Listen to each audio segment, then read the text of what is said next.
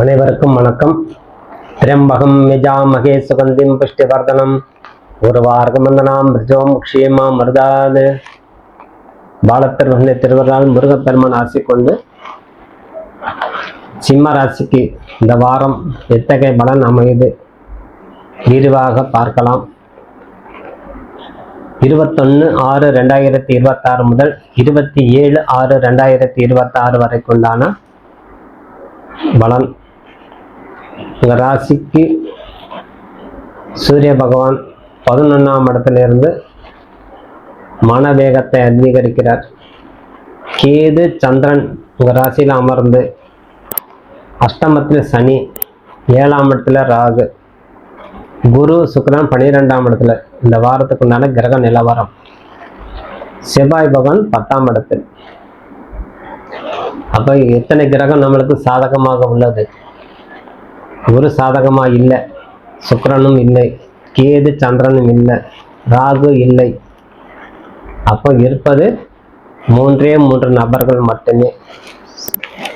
அந்த 3 நபர்கள் உங்க ராசிநாதன் 11ஆம் இடத்துல புதனோடு சேர்ந்திருப்பது செவ்வாய். உங்க தொழில் நல்ல அபாரமான வளர்ச்சி உருவாகும். செவ்வாய் எடுத்துட்டாலே 4க்கும் 9ஆம் அதிபதி உங்க ராசிக்கு 10ஆம் இடத்துல இருப்பது உங்க தொழில் மேன்மை அடைகிறதுக்கு உண்டான வழி செய்து கொடுப்பார். அந்த தொழில் மேன்மை அடைகிறதுக்கு உண்டான வழி செய்து கொடுக்கக்கூடிய செவ்வாய்க்கு கவனமாக இருந்து கையாளணும். என்ற மற்ற கிரகம் நம்மளுக்கு சாதகமான நிலையில இல்லாததால் வர்றது உண்மையா, உண்மைத்தன்மை ஆராயணும்னு சொல்லுவோம். நிறைய பேர் நிறைய ஆலோசனை சொல்லிட்டு போயிட்டாங்க, அது செய்யலாம் அது செய்யலாம். நம்மளுக்கு என்ன வேணும் அதை தெரிஞ்சுட்டு செய்யணும். வெளிநபர்கள் 1000 சொல்லலாம், நம்மளுக்கு என்ன பிடிக்கும் அது ராஜ யோகத்தை கூட கொடுக்கும். சூரியன் புதனோட சேர்ந்து இருப்பதால், புத ஆதிக்கத்தோட சேர்ந்து இருப்பதால் ராஜயோகம் கூட உருவாகும். உடனே தன வரவுக்கு அதிகரிக்கும். எதிர்பாராத தன பிராத்தத்தை கொடுக்கக்கூடிய தன்மை கூட கொடுக்கும். நம்ம ஒரு தொழில் செய்யறோம்னா திடீர்னு ஒரு ஆர்டர் கிடைச்சதுன்னா அதனால் நம்மளுக்கு நல்ல ஒரு வருவாய் உருவாகும். சம்மந்தம் இல்லை, யதார்த்தமா பேசணும், உடனே ஒரு ஆர்டர் கிடைச்சது, அதனால நம்மளுக்கு ஒரு நல்ல வருவாய் கிடைக்கும். அப்ப இதெல்லாம் வந்து சடன் முடிக்கும். நீங்க எதிர்பாராத நடக்கும் சொல்றது அதுதான். எதிர்பாராத தனவரத்தை கொடுத்து ராஜயோகத்தை கொடுக்கும். அதனால சற்று நிதானித்து செயலாற்றணும். பணம் வரும் அப்படிங்கிறதுக்காண்டி எல்லாமே அவசரத்தோடு செயலாற்றக்கூடாது. அத்தனை கவனமாக இருந்து பொறுமையாக இருந்து அந்த சிம்ம ராசிக்காரர்கள் அஷ்டம சனி கவனம் வைத்துக் கொள்ளணும். குரு 12ஆம் இடத்துலையும் சுக்கிரனோடு சேர்ந்து 12ல் மறைந்திருப்பது கவனம் வைத்துக் கொள்ளணும். உங்கள் 3க்கும் 10ஆம் அதிபதி ஒரே ஸ்தானத்தில் இருப்பதால் தொழில் சில பேர் கொடுக்குறேன்னு சொல்லிடுவாங்க, சில பேர் அதே தொழில் வந்து பறித்து கொள்வார்கள். அதெல்லாம் கவனமாக இருக்கணும்.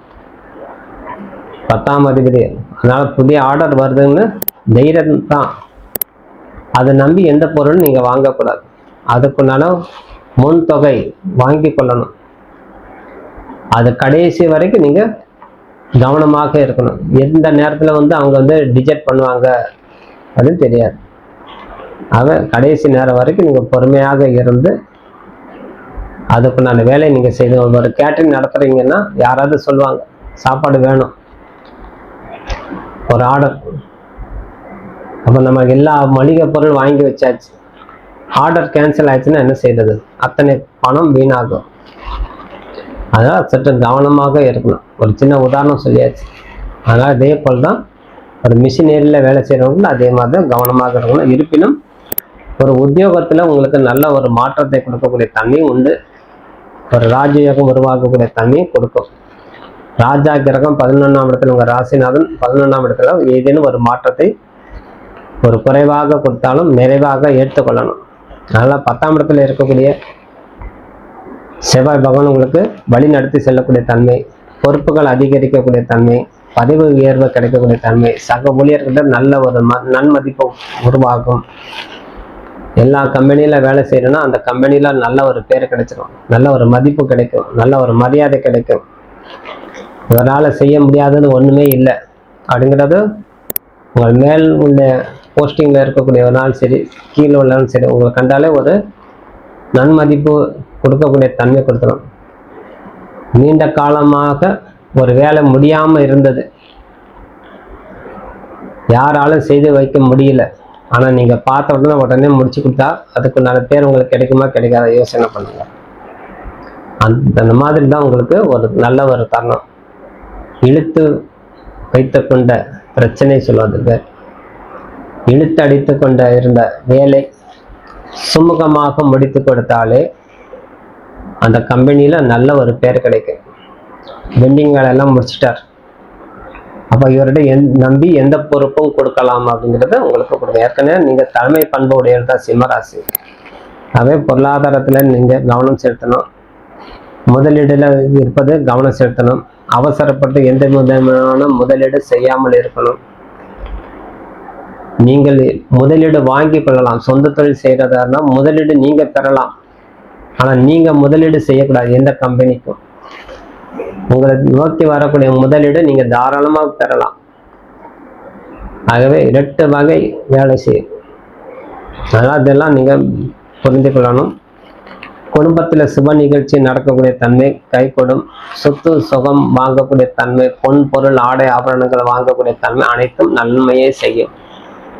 புதன் சூரியன். ஆகவே நல்ல ஒரு நகைகள் வாங்கலாம், இடம் வாங்கலாம். அஷ்டம சனி காலத்தில் திருமணம் செய்யலாமா ஒரு கேள்வி எல்லாருக்கும் உண்டு. சில பேருடைய கருத்து, சில ஜோதிடருடைய கருத்து அஷ்டம சனியில திருமணம் செய்யக்கூடாதுங்கிறது கருத்தும் நிலவுது. இருப்பினும் 2.5 வருடம் 3 வருடம் வரைக்கும் திருமணத்தை தள்ளி வைத்தால் வயது என்ன ஆகும் அது யோசிக்கணும். ஒரு உடல்நிலை சரியில்லைன்னா மருத்துவரை அணுகிறோம். அந்த மருத்துவர் நம்மளுக்கு தேவை உள்ள சிகிச்சை கொடுக்குறார், ஊசி போடுறார், மருந்து மாத்திரை கொடுக்குறார், நம்ம உடல்நிலை சரியாயிடுச்சு. அதே போல் பிராய்ச்சித்தம், நம்ம ஜாதக ரீதி என்ன பிராய்ச்சித்தம் செய்தால் நல்லா இருக்கும், நம்மளுக்கு நடக்கக்கூடிய திசை பத்திக்கும் கோட்சாரப்படி கிரகத்துக்கும் நம்மளுக்கு பாதகம் இல்லைன்னா திருமணம் தாராளமா செய்யலாம். எல்லாமே பாதகம் இருந்தால் தான் அது தடைபடும். அது கூட குறிப்பிட்ட காலம் தான் இருக்கு, 6 மாசம் 1 வருஷம் தான் இருக்கும், 2.5 வருஷம் இருக்கவே இருக்காது, வாய்ப்பே இல்லை. ஏன்னா மற்ற கிரகம் நம்மளுக்கு ஒரு துணையாக இருக்கும். கோட்சாரப்படியும் சரி, நம்ம ஜாதகத்திலே பாருங்க, ஜனன ஜாதகத்திலையும் சரி. அதனால திருமணத்துக்கு தயாராகலாம். குறைபாடு என்று எண்ணி திருமணத்தை தவிக்கக்கூடாது. என்ன நடந்தாலும் பரவாயில்ல, அஷ்டம சனித்துல திருமணம் செய்யலாமா, நிச்சயமா செய்யலாம். நம்ம ஜாதகத்துனால திசை புத்தி கிரக அமைப்பு கோச்சாரப்படி குருவுடைய நிலை சுக்கிரனுடைய நிலை வைத்து அந்த நேரத்துல கரெக்டான சரியான தருணத்தில் திருமணம் செய்யணும். உங்க ராசிக்கு 3க்கும் 10ஆம் அதிபதி சுக்கிரன் 12ல. ஆனால் திருமண பேச்சு எடுக்கலாம், திருமணம் செய்யக்கூடாது.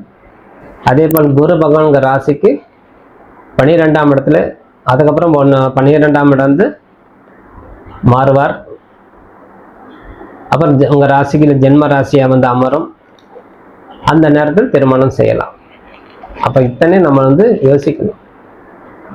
ஆகவே மற்ற கிரகத்தினால தன்மை நம்ம கூர்ந்து ஆராயும் போது அதுக்குண்டான பிராயச்சித்தங்கள் செய்து கொண்டாலே போதுமானது.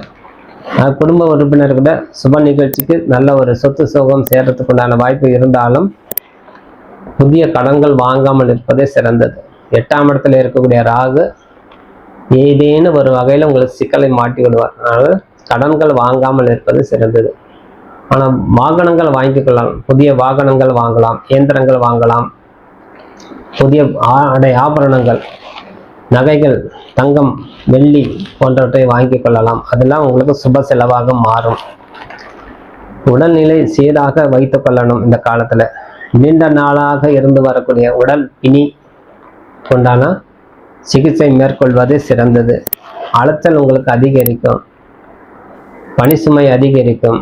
அத்தனை நீங்க பொறுமையாக இருந்து அதே போல் உணவுல சற்று கவனமாக இருந்து வருவது நல்ல ஒரு தருணம். நேரத்துக்கு சாப்பிடணும், நேரத்துக்கு உறங்கணும்.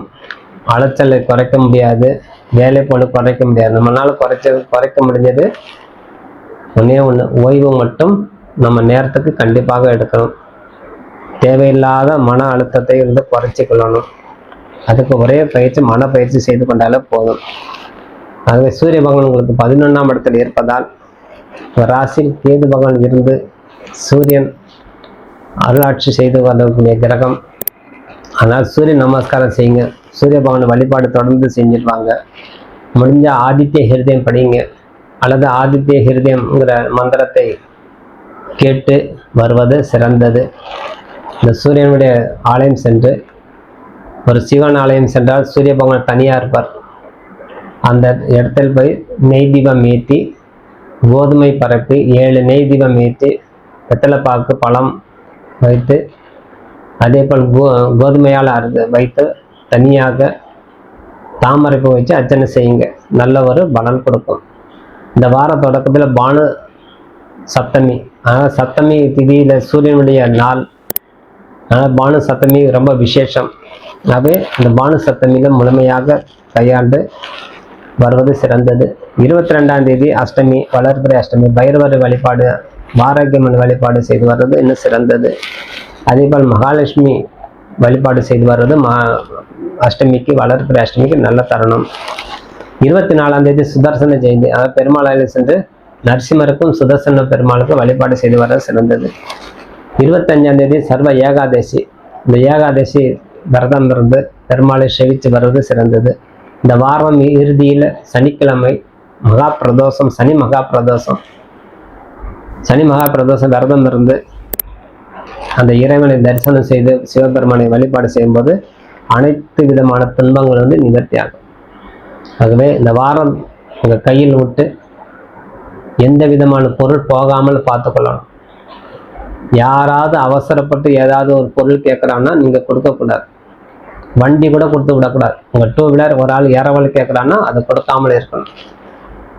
நகை கேட்டால், அதுவும் பெண்கள் நகை யாராவது கேட்குறாங்கன்னா, சொந்தக்காரங்க சரி அசலாக இருந்தது, அருகாமையில் இருக்க வீடு ஒரு ஃபங்க்ஷன் போகிறோம், ஒரு செயின் கொடுங்க, போட்டுட்டு போனால் அதை கொடுக்காமல் இருப்பது சிறந்தது. ஆகவே வண்டி இரவல் கொடுக்கக்கூடாது. எந்த பொருளும் இரவல் கொடுக்காமல் பார்த்து கொண்டாலே வாழ்க்கையிலே தடுமாற்றம் இல்லாமல் இந்த வாரம் முழுவதும் உங்களுக்கு நன்மையே செய்ய சொல்லி விடைபெறுகிறேன். நன்றி, வணக்கம்.